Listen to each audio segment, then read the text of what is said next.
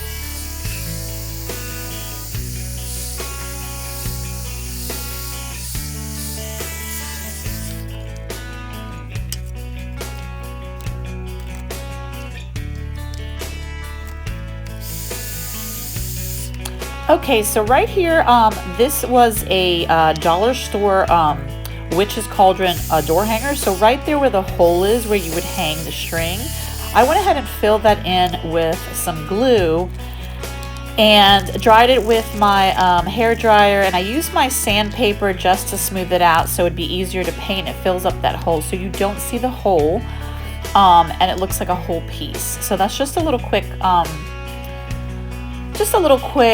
tip there for any time you have a wooden piece that has a punched out hole that was meant for a door hanger or an ornament, and you want to use it for something else.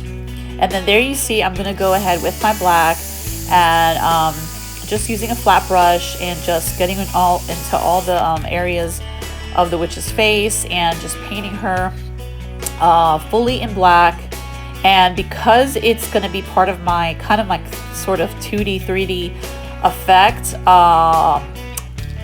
don't forget that because this is really thin, you will see that I will be painting the thin sides, because the sides are actually coated in that brown of the wood, so you can see it. So if you're okay with the brown and you don't get any paint on the sides, then great, leave it in that basic brown. But I went ahead and in all those little nooks and crannies, and as you can see right there, I'm filling out all the little edges. It's really thin, but you could still see it once I place it against that green background. All right, so I'll just go ahead and make sure I dry it fully before I go ahead and place it onto my board.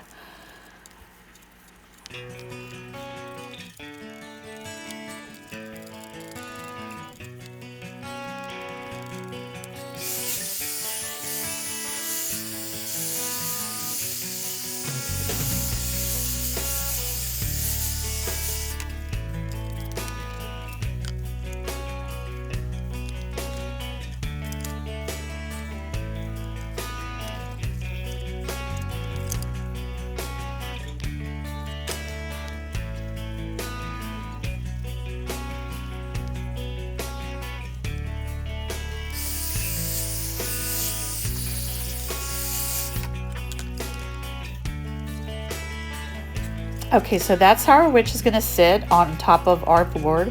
I'm going to see exactly where it sits and apply some of that E6000 and a little bit of hot glue mix. So I'm just applying both, just so it can be nice and sturdy. Applying it also on the top of the witch's head, and just carefully removing all my little glue stringies. Trying to remember the name, but yeah, so apply the glue with the E6000 onto the board. I'm just removing carefully any little glue strings that are around, and then just doing minor little, what I'm doing now, minor little touch-ups of wherever I could see that brown there. Okay, so for this project, you technically need those little mini lights that you buy. Sometimes you find those at the dollar store. They come in different colors. And in this particular project, I need to find them in mini strands of the green. They do have Halloween green lights, and they're usually battery operated, and they're like basically a strand of maybe 10 or 12 lights on a little one. So it's those really small mini lights. And that's what I would need to put inside the back of my witch's cauldron, but I couldn't find them right away by the time I was doing my my video. So I went ahead and just stuck a little tea light just to give you the effect of how it will look. So I'm going to turn the lights off, and this way it gives you that glow so you can see. So I had to turn my other light off so you could really see how. So look how cool it looks with the light behind it. So that is exactly the point of this little project, was to have that kind of lighted effect. It doesn't look so bad there with the tea light, but the tea light's actually bigger than the depth of my frame.